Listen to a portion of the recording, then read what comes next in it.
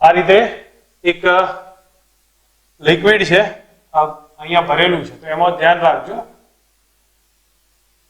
આટલાથી આટલા સુધી એક જ લિક્વિડ છે. હવે હું જે કહું છું એ સમજજો. અહીંયા સુધી અલગ લિક્વિડ ભર્યું છે, ઉપરના ભાગમાં આપણે કોઈ અલગ કલરથી લઈ લઈએ છીએ, આ ભાગમાં પાછું અલગ લિક્વિડ ભર્યું છે. સમજ આવે છે? તો હવે હું તમને આગળ વાત કરું. અહીંયાના ભાગમાં અહીંયા આપણે ધારી લઈએ આટલા ભાગમાં પાછું એક અલગ લિક્વિડ છે. તમારી સામે બધી જ ઘનતા આપી છે. આ ઘનતા ρ1 છે, આ ρ2 છે, આ ઘનતા ρ3 છે, આ ρ4 છે. ઠીક છે? આ હાઈટ h1, આ h2, અહીંયા બોટમ સુધીની હો ભાઈ, અહીંયા સુધીની, આ h3,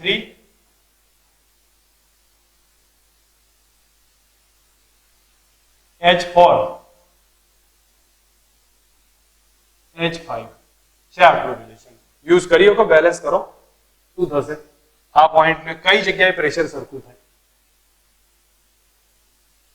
જો હું તમને એક હિન્ટ આપું, નીચે તળિયે આખું લિક્વિડ એક જ છે, તળિયે લિક્વિડ એક છે, એનો મતલબ અહીંયા અહીંયા દબાણ સરખું હશે. આ બે પોઈન્ટ પ્રેશર સરખું હશે. બીજી એક વાત, બે જગ્યાએ દબાણ સરખું હોય અને સાથે અહીંયા હું તમને બતાવું તો હવે આ જે પોઈન્ટ મળ્યો છે, તમે જુઓ આની નીચે કયું લિક્વિડ છે? આ જ ઘનતા વાળું લિક્વિડ છે, અને આની નીચે આ જ છે, તો આ બે પોઈન્ટ એ પ્રેશર કેવું હોય? સરખું. અહીંયા સમજો, મેં આ પોઈન્ટ લીધો છે અને આ પોઈન્ટ લીધો છે, આની નીચે બે જગ્યાએ પ્રેશર સરખું હશે. તો સમજો આ પોઈન્ટ P1 ગણું છું, આ પોઈન્ટ P2 ગણું છું, ત્યાં પ્રેશર સરખું હશે. હવે તમે મને કહેશો કોઈ આ અંતર કેટલું થાય? આ ટોટલ અંતર h2, આ h3, તો કેટલું થયું? h2 minus h3. હવે તમે અહીંયા બે જગ્યાએ પ્રેશર સરખાઈ શકો. આ બાજુ પ્રેશર P1 છે, આ બાજુ પ્રેશર P2 છે. હું બેલેન્સ અહીંયા લખું છું, P1 is equal to P2. P1 is equal to P2. મને અહીંયા લખાવશો P1 કેટલો થાય? આ P1 કેટલો થશે? તો ઉપર વાતાવરણ દબાણ PA પ્લસ કેટલી હાઈટ? ρ4 GH5, ρ4 GH5, તો પ્લસ ρ4 GH5. ક્લિયર? પછી આ કેટલી હાઈટ ભાઈ? ρ3 GH4, ρ3 GH4. બરાબર. સામે આવી જાઓ. આ બાજુ કેટલું? ઉપર PA પ્લસ કેટલી હાઈટ? ચલો, મને અહીંયાથી પ્રેશર P હતું. હવે આ કેટલી હાઈટ? h1, તો શું લખાય અહીંયા? ρ1 GH1 પ્લસ અહીંયા કેટલા? ρ2 GH2 minus h3, ρ2 GH2 minus h3. થાય રિલેશન? આ થઈ ગયું ને? હા, તો આટલું બેલેન્સ કરો બંને બાજુ, તો તમારે જે જોઈતું એક રિઝલ્ટ આવશે. બરોબર છે? આ સારો દાખલો છે. હજી આમાં કન્ફ્યુઝન હોય તો બોલો કોઈ, આગળ એનો ઉપયોગ આવે છે. ક્લિયર છે? ચલો, હું એક બીજો બતાવું છું. આ દાખલો સમજવા જેવો છે. અહીંયા તમે સમજજો. પહેલા અહીંયા બે બાજુ શું હતું તમે સમજો. અહીંયા શું કહેવા શું માંગુ છું, આ બાજુ તરફ અને આપણે હાલ એવોઇડ જ કરી નાખીએ છીએ, જેથી આપણને માથાકૂટ ના રહે. અહીંયા તમે જુઓ, પહેલા આ તરફ 2 ρ જેટલું લિક્વિડ ભર્યું હતું, 2 ρ જેટલું લિક્વિડ છે. આ બાજુ ρ જેટલું લિક્વિડ છે, અને હવે આખું અહીંયા સુધી ભરેલું છે બે તરફથી. બરાબર? જેવું આને મૂકી દો એટલે આ 2 ρ વાળું ભારે હશે ને, એ આમ ખસશે. આમ ખસે તો આ ρ વાળું ક્યાં જતું રહે? ઉપર જતું રહે. તમને હું સમજાવું છું, જો તમે થોડું ધ્યાન આપશો ક્લિયર થશે અને અહીંયા સમજ બી આવી જશે. કે જો આ બાજુ 2 ρ વાળું લિક્વિડ છે, આ બાજુ ρ વાળું છે. ρ વાળું 2 ρ વાળું ભારે છે એટલે ખસશે, એટલે આ તરફ એનું એ જતું રહેશે અને આ લિક્વિડ ઉપર જશે. હવે થાય કઈ કન્ડિશન કે કેટલું ઉપર ગયું છે, કઈ કન્ડિશનમાં ઉપર ગયું છે, એટલી હાઈટ કેટલી છે, એ બધું આપણે ચેક કરવાનું છે. તો હું તમારી સામે આ ક્વેશ્ચન છે એને એકવાર રિવિઝનમાં પ્રોપર રીતે સમજાવીને લઉં છું. તો આપણે આકૃતિ પહેલા પ્રોપર રીતે જોઈએ અને તમને ખ્યાલ આવશે. અહીંયા સુધી લિક્વિડ ભરેલું હતું, પહેલા બે બાજુ બેલેન્સમાં હતું, બરોબર છે. આ સિચ્યુએશન હતી. હવે અહીંથી એ ખાલી થઈ ગયું, તો કેટલું ખાલી થયું? તો અહીંયા આપણે આની સાથે જે એંગલ બનાવશે, તો એંગલ બનાવે છે ધારો કે આ થીટા જેટલું, તો થીટા જેટલા એંગલથી ખાલી થયું અહીંયા. તો આ અહીંયા સુધી તમે હવે ઓબ્ઝર્વ કરો કે એક બીજા કલરથી સેટ કરીને બતાવું છું કે અહીંયા સુધી આ જે છે એ લિક્વિડ ભરેલું છે. અહીંથી આમ થોડું નમી ગયું આટલું. તો હવે બીજું લિક્વિડ હતું ને એ આમ ઉપર ગયું, તો એ ઉપર કેટલું જશે? તો અહીંયા સુધી ઉપર જશે. બીજું લિક્વિડ અહીંયા સુધી ઉપર ગયું. હવે તમે જોવા જાઓ તો આની ઘનતા 2 રો છે, આ લિક્વિડ છે એની ઘનતા રો છે. તો ગોઠવણી કઈ રીતની થઈ હશે? આપણી હાઈટ કેટલી, આ થીટા કેટલું રિલેશન હશે એ સમજવું હોય તો એના માટે થોડું ધ્યાન આપી દો તો તમને તરત અંદાજ આવશે કે જો અહીંથી આ લિક્વિડ 2 રો જેટલું નીચે જાય તો આ 2 રો થીટા એંગલ નીચે જશે, આ થીટા એંગલ કેટલું જાય? ઉપર જશે. હવે તમે વિચાર કરો, આ થીટા એંગલ નીચે ગયું તો અહીંથી આ એક ખસ્યું હશે, કેટલું? થીટા એંગલ ખસ્યું છે, બરોબર. હવે આ તમે જુઓ તો પહેલા આ બે વચ્ચેનો ખૂણો 90 હતો, તો આનો આ જે ભાગ આવ્યો આનો ખૂણો 90, તો આ કેટલો થયો? 90 માઇનસ થીટા થયો. તો આ એ કેટલો થાય? 90 માઇનસ થીટા. હવે હું તમને જે કહું છું એ સમજતા જજો. આપણે હાઈટ ને ચેક કરીએ. હાઈટ ને ચેક કરવા માટે આપણે અહીંયા ધ્યાન આપીએ છીએ. તો ઓબ્ઝર્વ કરીએ તો આ હાઈટ પહેલી લખું છું એટલે h1 લખી છે, બરોબર છે. હવે તમે એના પછી આ હાઈટ છે એ આપણે ધ્યાન પર રાખીએ છીએ, પછી લખીશું. આ હાઈટ h3 લખી છે. અહીંયા જઈને જો કરું તો આ હાઈટ છે એને h4 લખી છે. આ હાઈટ h4 છે અને પછી બાકીની જે હાઈટ છે એને તો આપણે એડજસ્ટ કરી લઈશું. ચલો મને દરેક હાઈટ લખાવશો. આ હાઈટ h1 કેટલી થાય, h3 કેટલી થશે અને આ બાકી તો પછી તો આપણે ચેક કરી લઈએ. કોઈ કહેશે ભાઈ આ r cos θ થાય, આ ટોટલ અંતર r થાય, કેટલું થયું? h બરાબર r માઇનસ r cos θ. અને ક્યાં શીખવાડ્યું હતું? 5મા ચેપ્ટરમાં શીખવાડ્યું હતું. યાદ આવે છે કે નહીં આવડતું? વર્તુળાકાર ગતિ શીખતા હતા તો કોણ શીખવાડતું હતું આ બધું? પાછું ભૂલી જાઓ છો. r minus r cos θ. તો એટલા માટે અહીંયા યાદ રાખવાનું છે. દરેક ચેપ્ટરે મારા રિવિઝનમાં ના લેવું જોઈએ, બરોબર છે. તો અહીંયા h4 બરાબર શું લખીશું અથવા h1 બરાબર લખી. મેં એક કામ કરો, મારી ભૂલ થઈ છે, h3 થશે. હવે હું h1 લખું છું. h1 કેટલો છે? તો અહીંયા r છે, આટલો h1 આવ્યો છે. h1 કેટલો લખાય ભાઈ?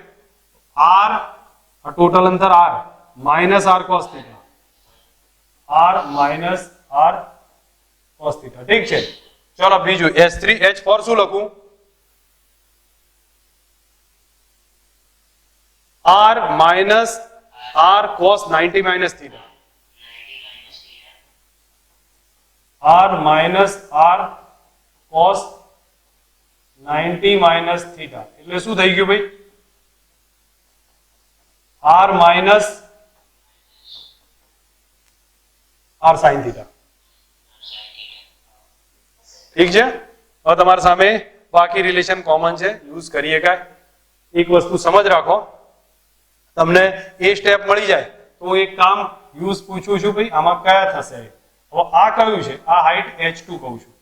કેટલી કીધી મેં? h2. તો h2 કેટલા?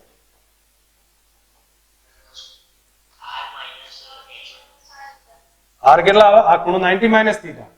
તો કેટલો આવે? r sin 90 માઇનસ θ આવે કે નહીં? બોલો. r sin 90 માઇનસ θ એટલે શું થઈ ગયું? r cos θ. બધા ખબર પડી ગઈ હવે દરેકને? હા, તો આ પોઈન્ટ પર પ્રેશર હવે ચેક કરીએ છીએ. આ પોઈન્ટ પર પ્રેશર ચેક કરીએ છીએ. હું તમારી સામે આને સાઈડ હટાવું છું, પછી જોઈશું. લખાવશો ઇક્વેશન? અહીંયા પ્રેશર અહીંથી સ્ટાર્ટ કરું છું, અહીંયા ને અહીંયા પ્રેશર P હોય તો અહીંયા પ્રેશર P જશે, બરોબર. હું અહીંયા આ પોઈન્ટે લાવવાનો ટ્રાય કરીશ તો અહીંયા P આવશે એક બાજુ પ્લસ કેટલી height 2 row GH4, 2 row GH4 clear. પછી અહીંયા જો આ બાજુ P છે પ્લસ રો આટલા સુધી રો છે, રો G કેટલી હાઈટ લઈશ H3 plus H2, H2 plus H3 plus 2 rho GH1, 2 rho GH1. બોલો કન્ફ્યુઝન છે? ક્લિયર? હા તો બે બાજુથી P કેન્સલ કરો, પહેલા P કેન્સલ કરીશું. તમે ડેટા મૂકો, ડેટા મૂકતા પહેલા હજી બીજું કઈ કેન્સલ થાય છે, રો અને G કેન્સલ થઈ જશે. કેન્સલ થયું. ફાઇનલી ઇક્વેશન કયું આવ્યું ભાઈ? 2H4, 2H4 અને H4 કેટલા છે? R minus R sin theta.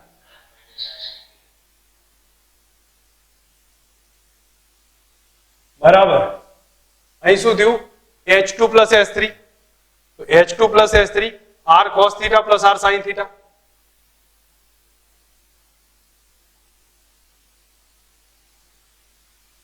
Plus 2H1, 2H1 કેટલા? R minus R cos theta, R minus. બોલો આવી ગયું ઇક્વેશન. R R કેન્સલ કરી દો બધી બાજુથી અને 2 અંદર મલ્ટીપ્લાય કરો તો કેટલા થયા ભાઈ? 2 minus 2 sin theta is equal to cos theta plus sin theta plus 2 minus 2 cos theta. થઈ જાય આટલું ઇક્વેશન.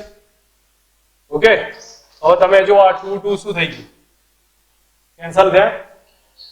આ બાજુ લઈ જાઓ, sin sin ને cos cos એક બાજુ લઈ જાઓ તો sin sin એક તરફ લાવો તો અહીંયા આ બેનો સરવાળો કરી દઉં. સોરી, અહીંયાથી ચલો હું આને આ તરફ લઈ જાઉં અને આને આ તરફ લાવું. ટૂંકમાં તમારે cos ને sin એક તરફ લઈ અને tan theta બરાબર કેટલો આવે છે આન્સર ચેક કરી લેજો. સમજાવું દાખલો? મેન્સમાં પૂછાયેલો છે 2 વાર, એક વાર નહીં. બરોબર, તમને એક વાર ક્લિયર કરું. મેઇન ભૂમિતિ છે, તમને ભૂમિતિ આવડશે તો આમાં ખબર પડશે કે શું કહેવા માંગે છે. અહીંથી આ લિક્વિડ આમ નીચે ગયું તો કેટલું ગયું? Theta angle. તો આ લિક્વિડ કેટલું ઉપર જતું છે? Theta angle.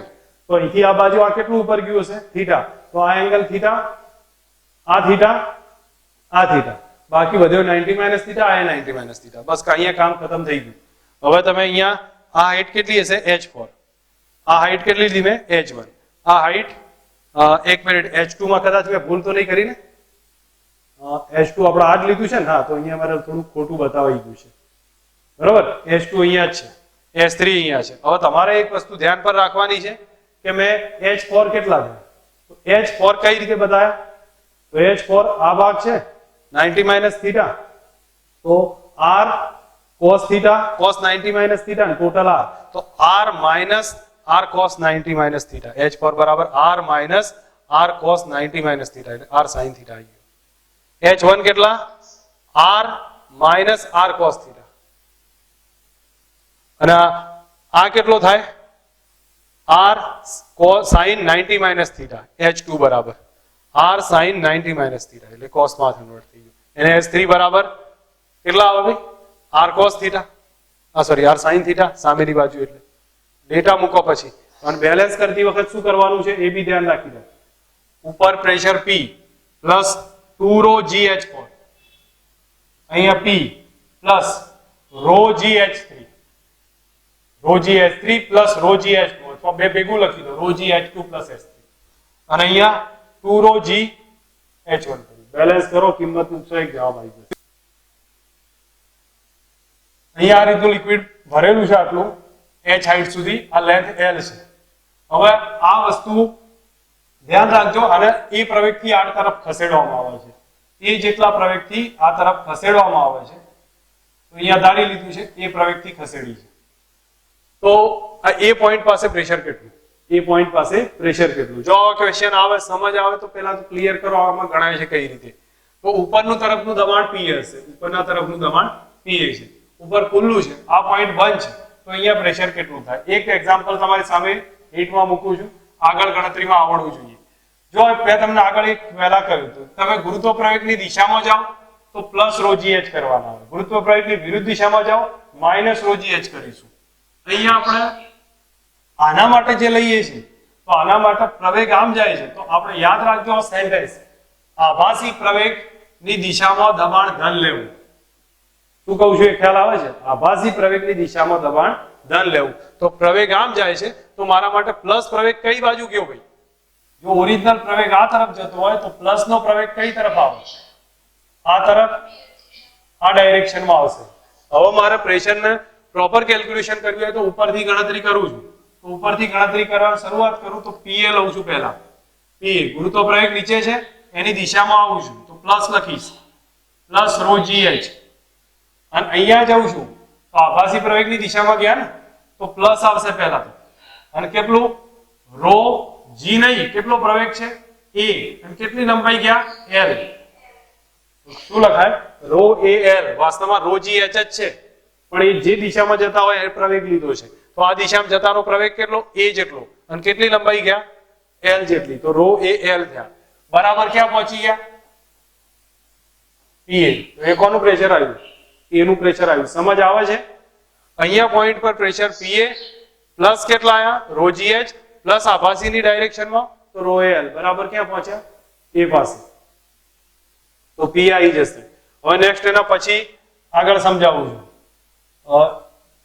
અહીંયા તમે વિચારીને કહેજો, આ ધારો કે આ લિક્વિડ છે, આમાં ભર્યું છે ρ ઘનતાવાળું, આ ડાયરેક્શનમાં જાય છે. કઈ તરફ જતો બતાવે છે? આ દિશામાં જાય છે. તો આભાસી ડાયરેક્શન પ્લસ કઈ થાય? વિરુદ્ધ દિશામાં થાય. તો વિરુદ્ધ દિશામાં પ્લસ છે, તો આભાસી પ્રવેગ વિરુદ્ધ દિશામાં આ તરફ આવશે, પ્લસ છે. ગુરુત્વ પ્રવેગ તો નીચે જ હોય, એ તો પ્લસ જ લેવાનો છે. હવે તમે જાતે વિચારીને મને કહી શકો છો કે એ પોઈન્ટ પર પ્રેશર કેટલું? તો બોલો અહીંયા પ્રેશર કેટલું હશે? PA થાય, ઉપર PA, નીચે આવવાનું કેટલા લખાય? ρ GH1. આપણે આમ જઈએ છીએ, પ્રવેગ આમ જાય છે, આભાસી પ્રવેગ આમ છે, અને આપણે આમ જઈએ છીએ, માઇનસ ρ L1. ઉપર જાઓ છો પ્રવેગની વિરુદ્ધ દિશામાં, બરાબર ક્યાં પહોંચી ગયા?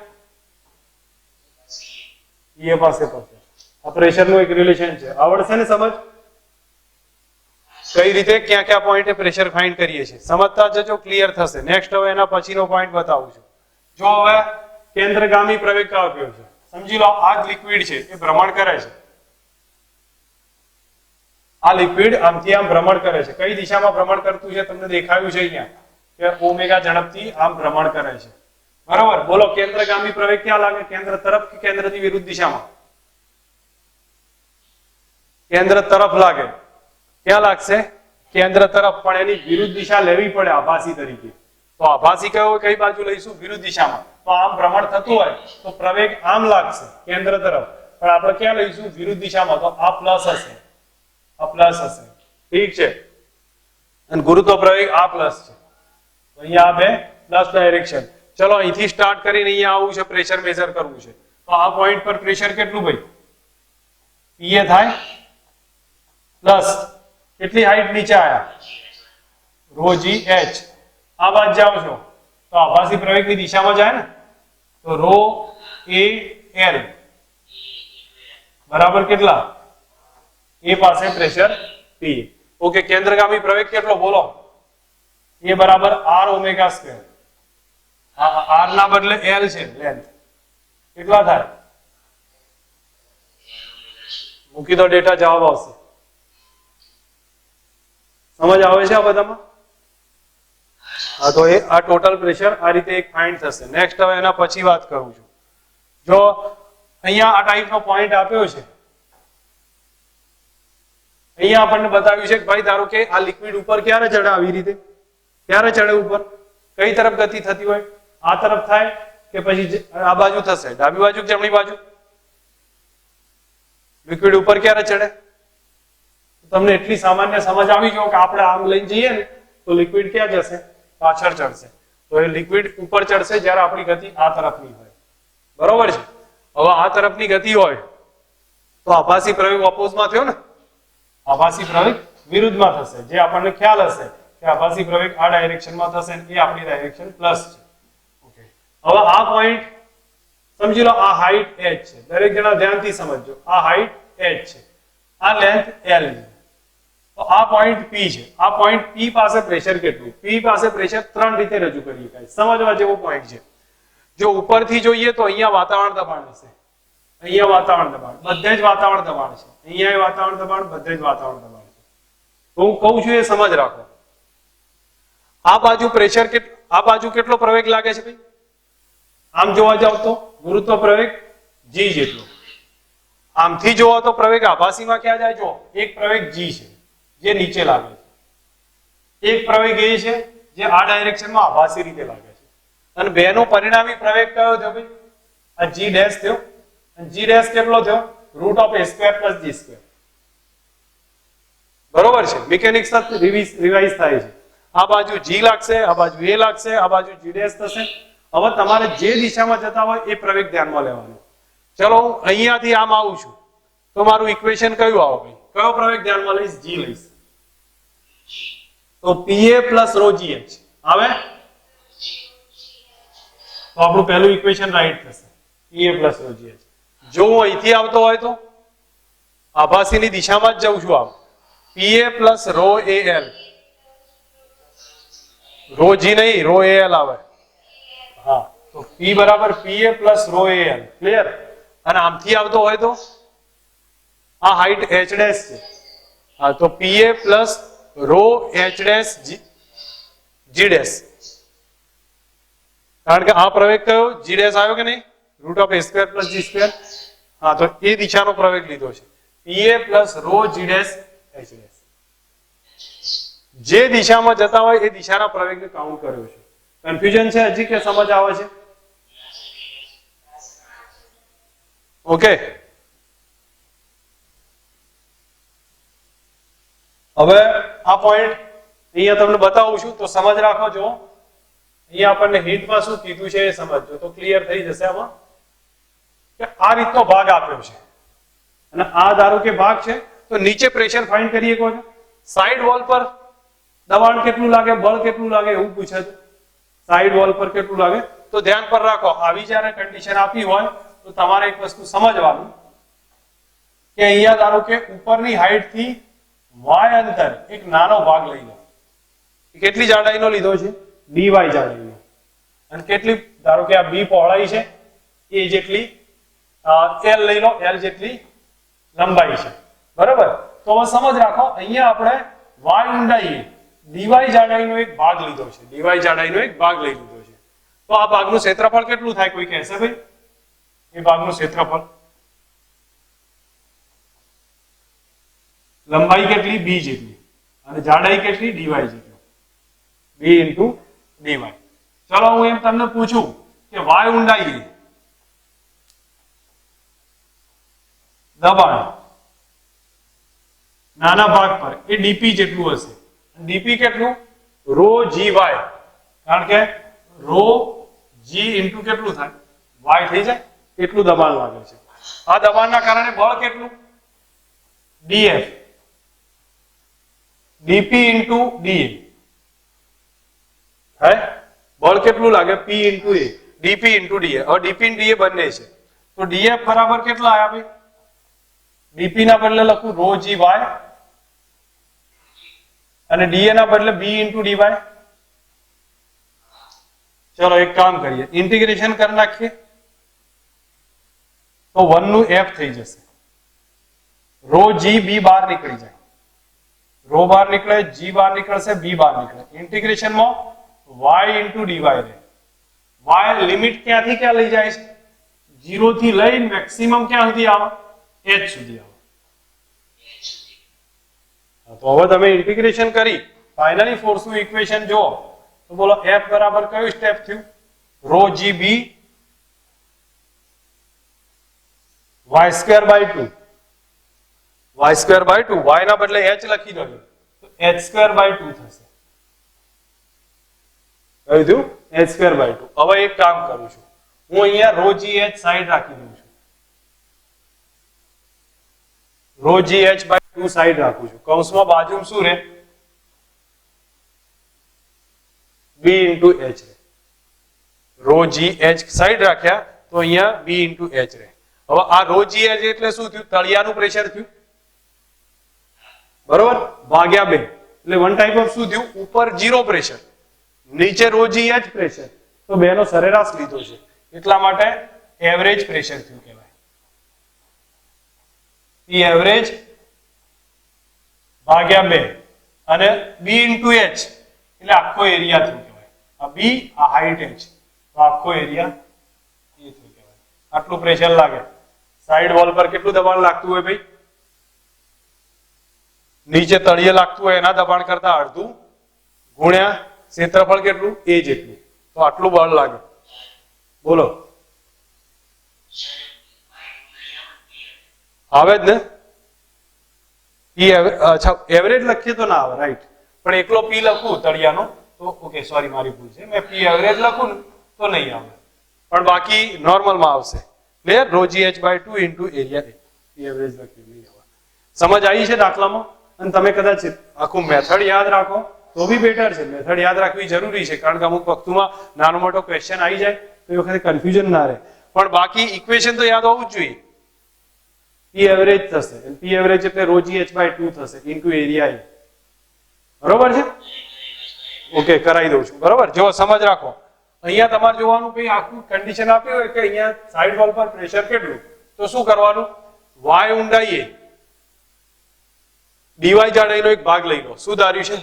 y ઊંડાઈએ dy જાડાઈનો એક ભાગ લીધો છે, અને એ dy જાડાઈનું ક્ષેત્રફળ કેટલું? તો b into dy. ક્લિયર? હવે નેક્સ્ટ એના પછી આપણે જોવા જઈએ તો y ઊંડાઈએ દબાણ કેટલું? તો રો જી વાય આવશે. હા, તો રો જી વાય. એક જ મિનિટ, આગળ જોઈએ તો ઇન્ટિગ્રેશન કરીએ તો રો જી બી બહાર કાઢ્યા, વાય ડીવાય રહેશે.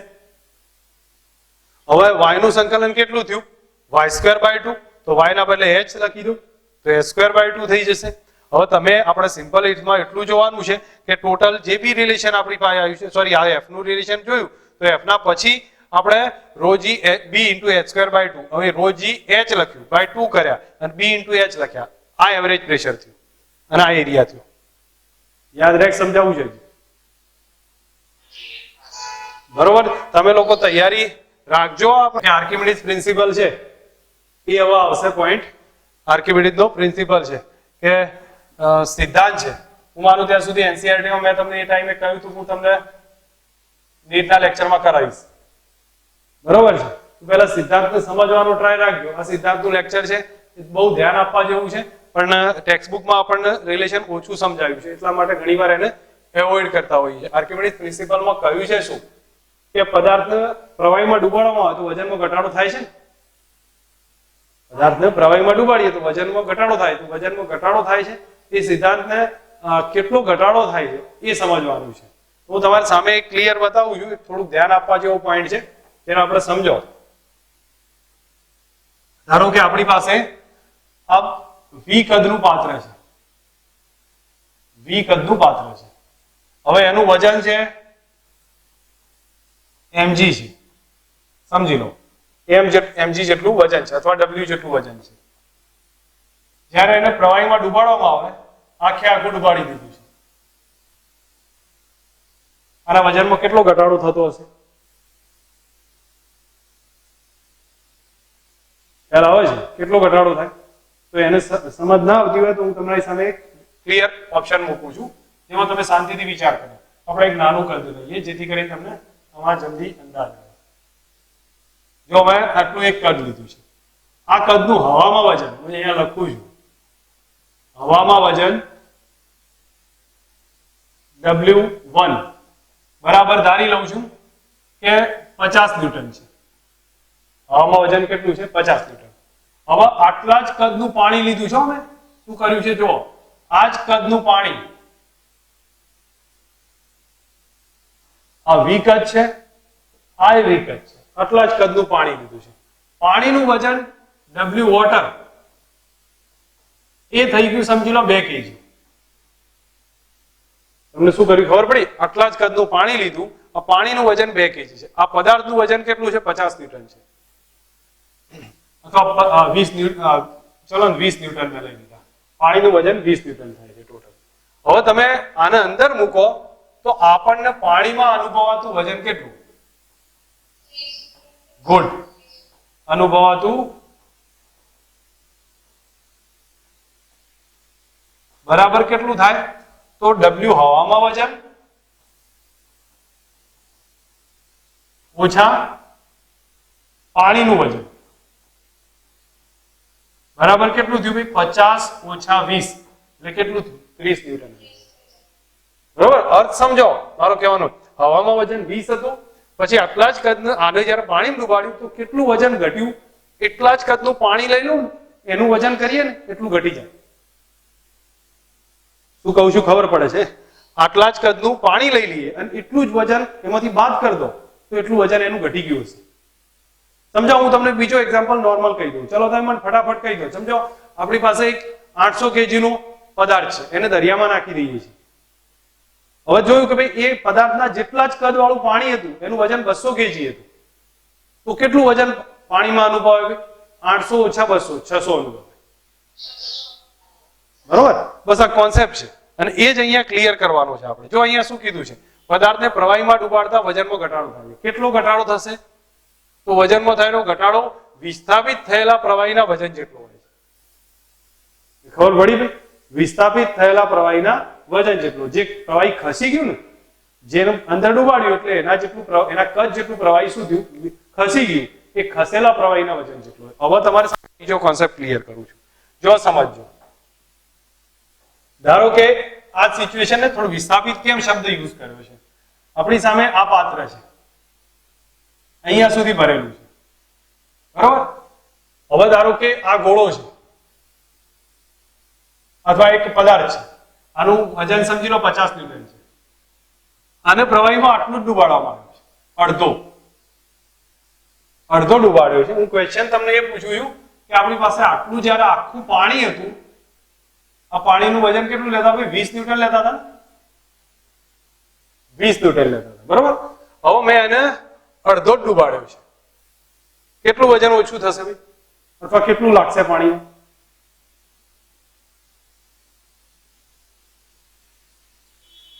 કેટલું લાગે બોલો? જો મેં આખો ડુબાડતો, આખો હવામાં તો ત્યારે 50 ન્યૂટન હતો. હવે અડધો જ ડુબાડ્યો તો પાણી અડધું જ ખસ્યું હશે ને? પાણી અડધું ખસ્યું હશે, 10 ન્યૂટન ઓછું થશે. 50 ઓછા 10 બરાબર કેટલું લાગે ભાઈ? 40 ન્યૂટન લાગે. બસ ઓછું થઈ ગયું છે. આ રીતનો કોન્સેપ્ટ છે. એટલે એનો મતલબ તો જેટલું વિસ્થાપિત થાય પ્રવાહી એટલું જ વજન ઘટે. જેટલું વિસ્થાપિત થઈ જાય એટલું ઘટશે. તો હવે તમે અહીંયા એક રિલેશન પરથી સમજો કે વજન બળને શું બતાવે? ખબર તો પડી ગઈ ને તમને ભાઈ? આ કઈ રીતે કહેવા માંગુ છું. ઓકે, હવે તમે બીજી એક વસ્તુ વિચારજો, મને કહેજો. આ સિચ્યુએશનમાં પાછો એક બીજો પોઈન્ટ તમારી સામે રાખું, પછી આ બધી ડિટેલમાં કહું. ધારો કે અહીંયા પદાર્થને ડુબાડવામાં આવે અને પદાર્થ ડૂબી જાય છે. 3 ઓપ્શન બનતા હશે. એક તો પદાર્થ ડૂબી જતો હોય વધારે વજનના કારણે. બીજી વસ્તુ પદાર્થ જસ્ટ ડૂબે એ રીતે તરતો હોય. બરોબર? અને ત્રીજી કન્ડિશન શું થાય? પદાર્થ અડધો ડૂબીને તરતો હોય. આ સિચ્યુએશનમાં કોણ વધારે હોય? કયું વજન વધારે હશે? પદાર્થનું વજન વધારે. તો આમાં શું થઈ જશે? પદાર્થનું વજન વધારે છે. આમાં કોણ વધારે હશે? ઉત્પ્લાક બળ વધારે હશે. કયું બળ વધારે હશે? ઉત્પ્લાક બળ. અને આમાં સોરી, આમાં બેલેન્સ હશે. મારી ભૂલ છે. બંને સરખા થશે. અને આમાં શું થશે? ઉત્પ્લાક બળ વધારે છે એટલે બહાર ખેંચી મૂકી દે. ઓકે, હવે તો ઉત્પ્લાક બળ શું છે? ઉત્પ્લાક બળ શું છે? વિસ્થાપિત થયેલું પ્રવાહી જે બળ લગાડે છે ને એ જ ઉત્પ્લાક બળ છે. ખબર પડી મારે કહેવાનો અર્થ? વિસ્થાપિત થયેલું પ્રવાહી જે બળ લગાડે છે એ જ ઉત્પ્લાવક બળ છે. આના માટે તમને જો તો 20 ન્યૂટન જે ઉપરથી લાગતું હતું ને, જે ઘટાડી દેતું હતું, એ ઉત્પ્લાવક બળ હતું. બરોબર. હવે તમે એક વસ્તુ વિચાર કરો કે પદાર્થનું વજન કેટલું ભાઈ? તો W બરાબર mg લખાય, અને mg m એટલે રો vg લખાય. m બરાબર રો, હું આને લખી દઉં, સિમ્પલ કેન્સલ કરું છું, થોડા ગીતમાં બતાવું. રો vg આ પદાર્થનું વજન. હવે ઉત્પ્લાવક બળ છે એ કેટલું થશે? બાઉન્સી બળ કહેવાય. તો Fb બરાબર પાણીનું m0 into g લખાય, m વોટર into g. હવે m વોટર એટલે row water v water into g થશે. હવે આ તમારે ધ્યાન રાખવાનું છે, કેમ આ રીતનું લખ્યું છે? Row water v water into g થશે. તો આ બંનેની ઘનતા અલગ અલગ હશે. પદાર્થની ઘનતા અલગ હોય, પાણીની ઘનતા અલગ હશે. પદાર્થનું કેટલું ડૂબાડ્યું છે એ કદ બી નક્કી ના હોય. તો મેં ફક્ત ઉત્પ્લાવક બળ રીતે આ રીતે બતાવ્યું છે. હવે હું તમને ઉત્પ્લાવક બળનો બાઉન્સી ફોર્સ Fb કહેવાય છે. આજનો કોન્સેપ્ટ ફક્ત સમજવા પૂરતો છે, દાખલાઓ નહીં ગણાવું, ફક્ત એક સમજાવું છું. ક્વેશ્ચનમાં જોઈએ આગળ, તો આને એક પછી જોઈએ છે આ ડિટેલ. પહેલા મને એમ કહો, આ પદાર્થને પાણીમાં ડૂબાડી દીધો હોય, પાણીમાં ડૂબાડ્યું છે, બરોબર, એના પર કેટલા ફોર્સ લાગે? કેટલા ફોર્સ લાગશે? એક તો એનું વજન બળ કયું લાગે? W લાગે. બીજું ઉત્પ્લાવક બળ પાણી વડે Fb લાગે, Fb લાગશે. તો પરિણામી બળ કેટલું થયું કહેવાય? પરિણામી ઇફેક્ટિવ બળ કેટલું થયું કહેવાય? W માઇનસ Fb થયા. W minus Fb. W વજન નીચે લાગે, ઉત્પ્લાવક બળ ઉપર લાગશે, તો W માઇનસ Fb કહે છે. W એટલે વજન બળ, અને વજન બળને mga કહેવાય, અને ઉત્પ્લાવક બળ એ પાણીનું વજન, તો m વોટર into ga કહેવાય. m ના બદલે હું રો vg લખી શકું, અહીંયા row water v water into ga લખું. રિલેશન એના જ છે. તમને જો અહીંયા સ્ટેપમાં આપણને એ જ વસ્તુ રિવાઇઝ કરી છે. પરિણામી બળ કેટલું? તો આટલું થશે ઇફેક્ટિવ બળ. તો તમારી સામે થોડોક એક બીજો પોઈન્ટ બતાવ્યો છે, જે વિચારીને મને કહેજો કે આમાં શું કર્યું છે. આ શરત આપી છે, જ્યારે પદાર્થ સંપૂર્ણ ડૂબેલો હોય, સંપૂર્ણ ડૂબેલો હોય તો એનો મતલબ કે V0 બરાબર V થાય છે. આ કન્ડિશન હું મારી રીતથી સમજાવું છું, અહીંયા તમને થોડું કન્ફ્યુઝન ઘણી વધશે, તો એટલે આપણે નેક્સ્ટ લેક્ચરમાં અને ડિટેલમાં લઈશું, પણ અત્યારે હું મારી રીતથી તમને હિન્ટ આપી દઉં છું. જો સમજજો. ત્રણ શરતો આપણે ચેક કરીએ છીએ. કઈ કઈ ત્રણ શરતો? ધ્યાન આપો. એક તો પદાર્થ ડૂબેલો હોય ત્યારે,